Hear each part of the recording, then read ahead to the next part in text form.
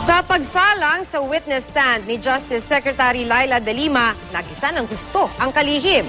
Ang tanong kasi ng impeachment court, bakit kay Chief Justice Corona lang sinisisi ang paglalabas ng Korte Suprema ng temporary restraining order noon para makaalis ng bansa si dating Pangulong Arroyo, gayong buong Korte Suprema naman ang naglabas ng desisyon. Live mula sa Senado, may report si Joseph Moro. Joseph. Nakisapagsalang nitong si Justice Secretary Leila de Lima, sinabi niya na tila pinakailaman umano nitong si Chief Justice Renato Corona yung desisyon ng korte tungkol doon sa bisa ng temporary restraining order na in-issue nito. Pero sabi ng depensa, bakit niya sinisisi itong si Chief Justice Corona gayong desisyon ito ng buong Korte Suprema.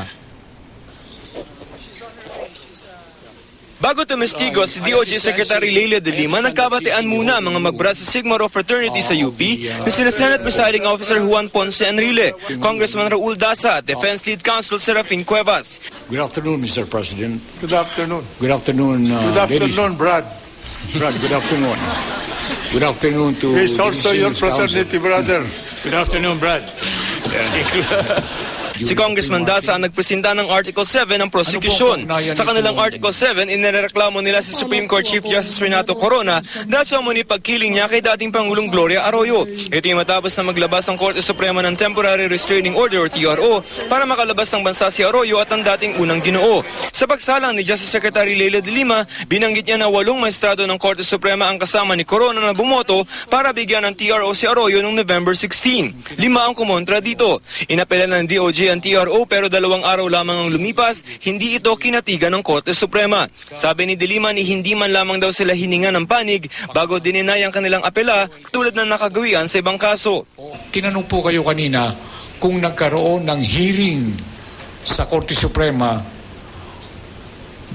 ukol doon sa motion for reconsideration na finalan sa Solicitor General. Nagkaroon po ba ng hearing o hindi? Wala po. Okay, salamat po. Pwede ho bang magdagdag?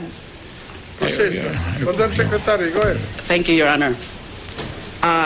Yan nga po yung pinakapunto nung mga nag-dissent doon sa November 15 TRO. Sila Justices Carpio, Sereno, and Reyes. Na dapat daw po binigyan muna ng pagkakataon yung respondents, the government through the respondents, para ipaliwanag yung pag-issue ng WLO saka sa pagbawal sa dating Pangulo na umalis ng bansa. Tinukoy rin ni de Lima sinulat na dissenting opinion ni Associate Justice Maria Lourdes Sereno, dito raw nakasaad na naging impluwensya ni Corona sa paglabas ng desisyon. Inamin din daw ng Clerk of Court na may mga binago umano si Corona sa desisyon, kaugnay ng TRO para palabasing ang TRO ay epektibo. Gayon din naman daw ito na pag-usapan ng mga maestrado na magbotohan sila tungkol sa usapin. Yung pangalawa pong example, at dito po yan uli sa dissenting opinion ni Justice Sereno, specifically page 17 sa may matrix po. It says, the clerk of court informs Justice Carpio that C.J. Corona sent in his own handwritten corrections on the typewritten draft resolution from Justice Velasco with the instruction that the Chief Justice version is to be immediately promulgated. C.J. Corona's version is to the effect that petitioners have complied with the conditions for the issuance of the TRO and that it is in full force and effect.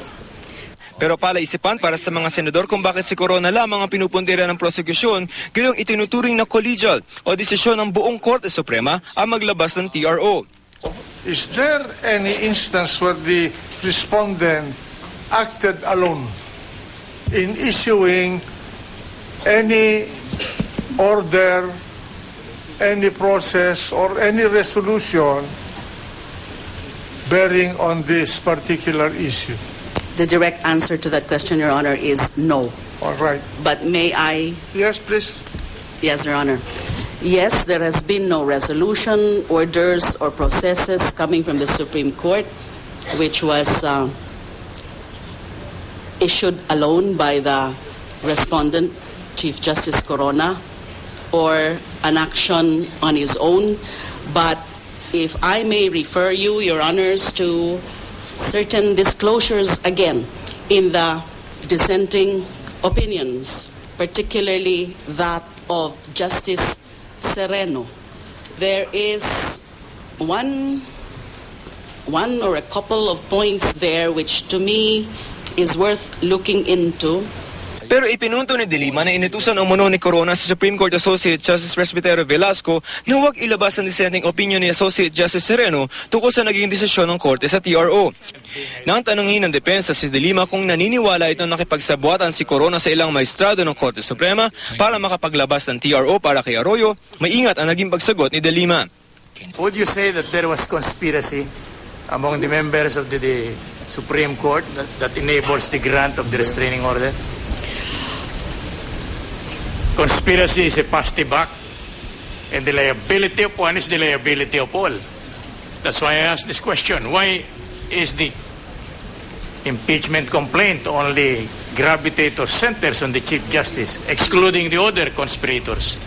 If we talk only about the voting and the position with respect to the propriety of the TRO, with 8 of them concurring that TRO at the time was proper in their view, or that's their position as the majority, then yes. Thank you.